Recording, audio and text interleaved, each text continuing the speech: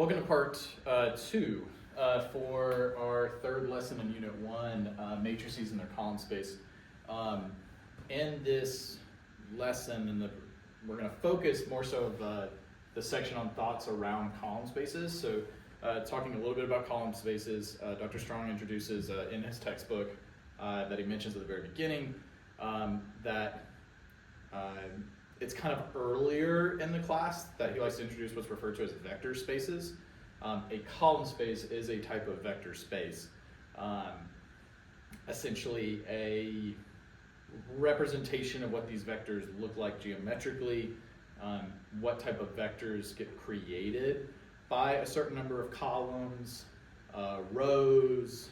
There are different terminology that goes in the realm of vector spaces, and typically vector spaces is its own unit in linear algebra. And so I really appreciate the introduction of it at the beginning because we can start to see how these ideas are interwoven across different ideas in linear algebra, and it's a less like brick 1, brick 2, brick 3, and instead you kind of build a lot of the house at the same time, which in terms of instruction can be very powerful, especially from a learning side of it on your end. And so the focus again is on a type of vector space, specifically called the column space. And I referenced this, and he references this in the previous lesson of Unit 1.3, video 1, where a column space is really the collection of independent columns in a matrix. And the column space then is either geometrically or in terms of linear combinations, represents all of the combinations of those column vectors. And in short, a column space is the independent vectors. They are one and the same when we're talking about that. And so when you see column space, kind of think in terms of your mind, we're counting and looking at the number of independent column vectors in a matrix. And so the examples that he gives starts with A4, which is an upper triangular matrix. So you'll notice along the main diagonal, I have non-zero numbers. In this case, the diagonal is made up of all ones. I have zeros underneath, and I have entries above the main diagonal that are non-zero, at least one non-zero entry. And when I'm looking at this, the question essentially is, which columns are linearly independent? And like we kind of looked at in the previous video, I'm focusing specifically on reading this from left to right, and I'm looking to find, is each column adding a new vector, or is it a combination of previous vectors? If it's a combination, then we say that that vector is dependent, or the column is dependent, and my other columns are then independent. When I'm looking at this case, I just want you to kind of notice that, especially in vector 1, or my column 1, I have 1, 0, 0, 0. Well, that's automatically independent like we saw in the previous. But as I go to the next column, notice how because I'm introducing a new entry underneath, the previous column has a 0 in that entry or that row. So there's no way that I can have a combination of this column to create this one, as well as getting into the third, as well as getting into the fourth. And I think what really helps illustrate that is if you look at your fourth row in this A4 matrix, notice how I have 0, 0, 0, 1. So the only way that I can get a 1 in this entry for this fourth column is by multiplying just by this vector. Like this vector is the only one, or this column is the only one that introduces that 1 there. So there's no way I can combine any of these 3 zeros to get to that, because these will always create a 0. And so that kind of tells me, in the same lens of this argument here, the same lens here, same lens here, is that these 4 columns are linearly independent. So it kind of also gives this idea that if you have a triangular matrix, whether it's upper or lower, then that is always the case. That the columns will always be linearly independent as long as the main diagonal doesn't contain a 0. If the diagonal contains a 0, then that's not necessarily the case. But as long as the diagonal is non-zero, then all columns of a triangular matrix are linearly independent. And it's around that argument again of if I have zeros along this row and I'm trying to get to this entry here, there is no combination of these previous vectors or these columns that give me that fourth one. So each column here is linearly independent. And that's a little bit different than if we looked at A5. because notice that this is not triangular. Specifically, although it starts out as 1, 0, 0 as I'm looking at the column, I have a 1 here. Versus along the main diagonal, although they're non-zeros, the rest of my entries exist above that main diagonal. So it's not triangular, so we don't really have that ease of looking at the combinations and trying to create those certain entries. But we can use this idea to help build out from left to right which columns are essentially independent. Specifically, if I'm looking here, first column we'll start with is 1, 0, 0, 1. Now notice that column 2 creates a completely new vector, a completely new line in that space. Because this entry being 0, there's no number I can multiply to give me this one. So that means that this column is independent of this one, so I at least have 2. Well, if I continue that thought process, see how it's 0, 0, and then a 1 here? There's no linear combination of these first 2 columns to give me a 1 in the third. So this third column also creates a new vector, and it creates a new space in its 3 dimensions in my overall 4-dimensional space of R4 that we're working in. It's this 4th column that we have to check to see if there's a combination of these 3 that can get me to these numbers. In other words, is this a repetition of this space? Does this column, does this vector already exist in the space created by those first 3 independents? And so one of the ways that we can do this, and it's going to feel messy because there's not like a clear procedure. It's a lot of kind of guess and check or by inspection. And what's going to be kind of the purpose of getting into Unit 2 and Unit 3 and getting deeper into this course and this topic is we're going to come up with a more procedural way of solving through these. But if I look at this in terms of the column picture, I want you to notice that in column 4, this is what we're trying to see if I can get into, what I can combine into. These 2 entries would need to zero out. So I at least know that I need to take this first column A1 and I need to subtract A2. If I do that, I get 1 minus 1, which is 0, which is perfect, but 0 minus 1 creates a negative 1. Well, in this row, for this 4th column, I don't want a negative 1 there, I want it to be 0. And notice that if I add my 3rd column to that, that'll create the 0. And so if I continue through this combination, 0 minus 0 plus 1, that gives me 1. 1 minus 0, which is 1, plus 0, which is 1. We've created the 4th column by a linear combination of the first 3. In other words, we've kind of figured out through inspection and playing with the columns that this is a dependent vector. It's a dependent column. What that is kind of telling us is that this vector is already in the space created by our first 3 columns. My column space, which we notate as C of A5 in this case, is A1, A2, and A3. It's a 3-dimensional subspace within R4, which is kind of crazy to kind of think about. But if you had a geometric representation for the 4th dimension, so real numbers, not necessarily time, space, and that kind of stuff. But if you had a geometric representation for the 4th dimension, what this matrix would do with any vector is essentially construct a 3-dimensional space in here, length, width, and height within this realm of R4. And to kind of see that, I want to try to show what vectors we can get by looking at A4 and by looking at A5. So going back and thinking about this and thinking, okay, if I was to multiply this matrix with some kind of constant vector, what type of vectors can I get as a result? Is it all of R4? Is it a subspace? Is it a line? Is it a plane? Those are some of the common questions that we've had. So if all of my vectors are linearly independent, like what does that look like? And so I'm going to erase this work here so we can kind of work with just solely this one. And I'm going to show a little bit more work than is kind of shown in the book, just so you can kind of see. I think the book is pretty intuitive with what he is showing, but hopefully this will help a little bit more. The idea is if I want to look at the vectors that can be constructed, so we can essentially look at this as V1, V2, V3, and V4.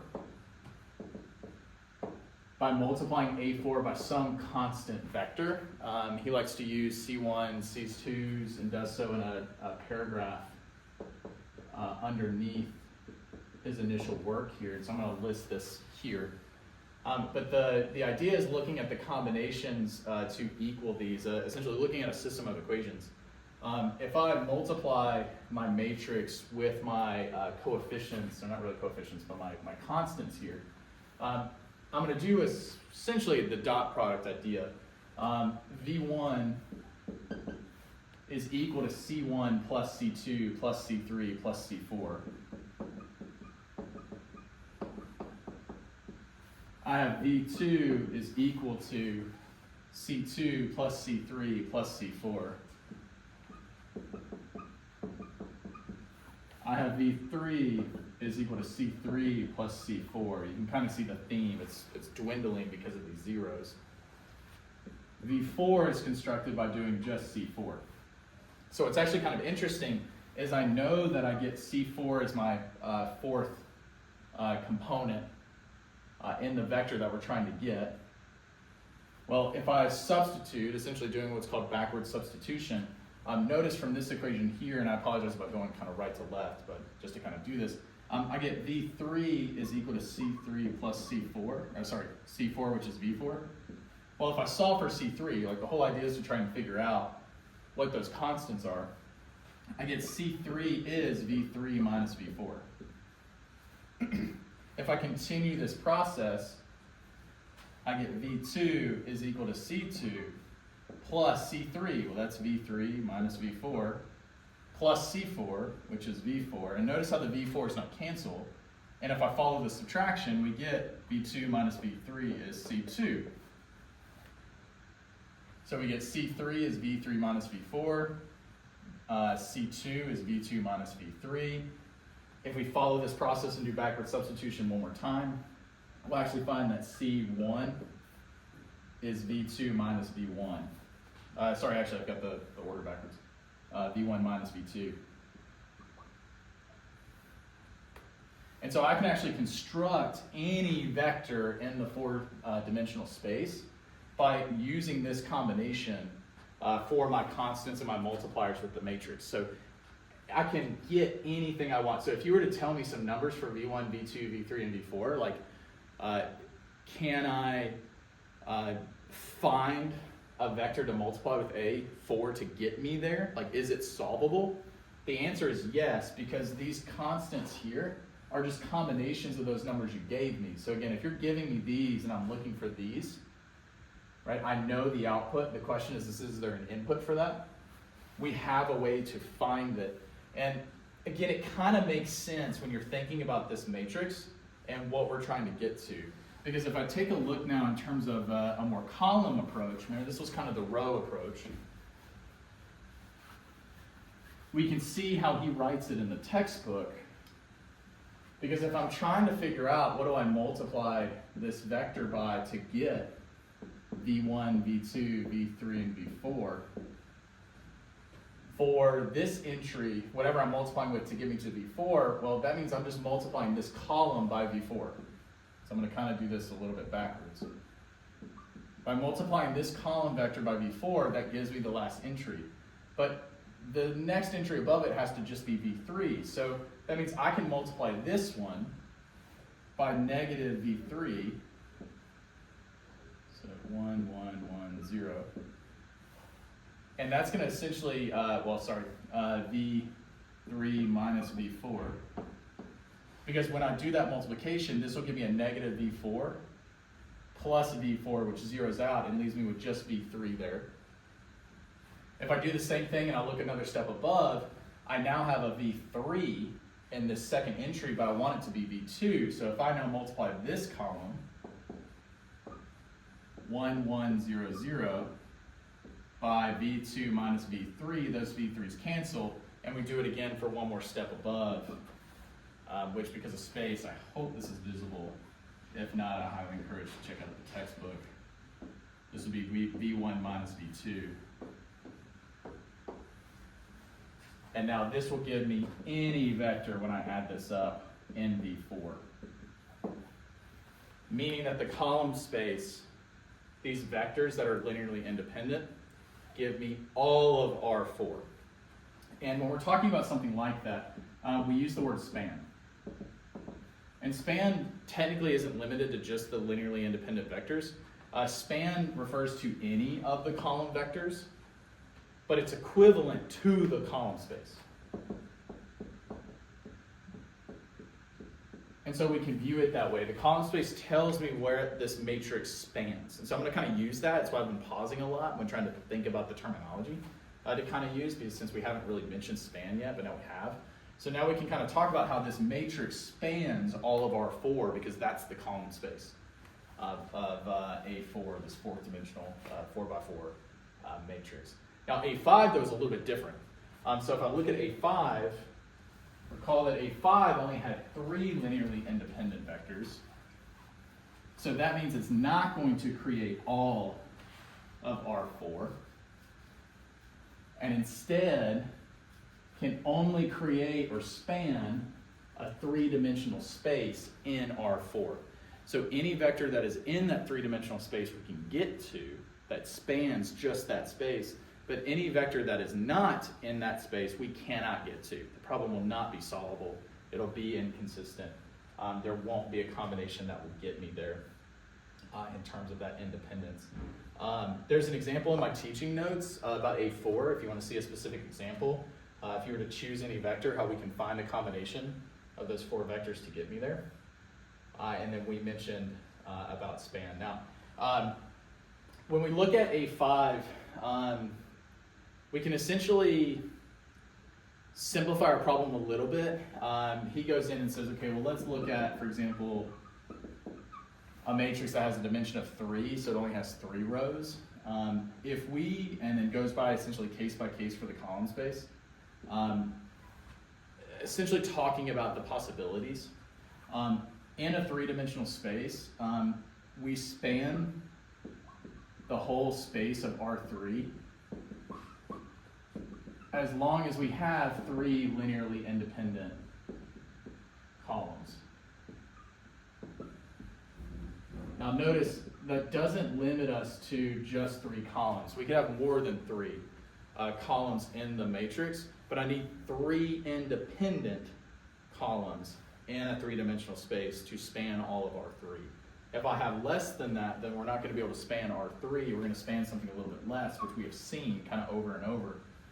That if I get essentially just a plane in 3-dimensional space, a subspace, it's a 2-dimensional subspace, that happens if there are only 2 linearly independent columns.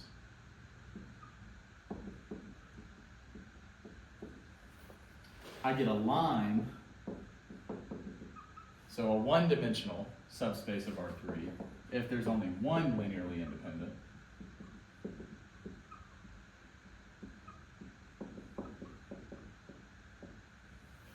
And I get a single point if there are none.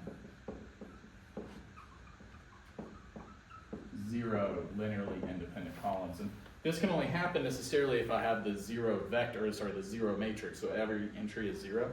And that single point again would be 0, 0, 0. This line will pass through 0, 0.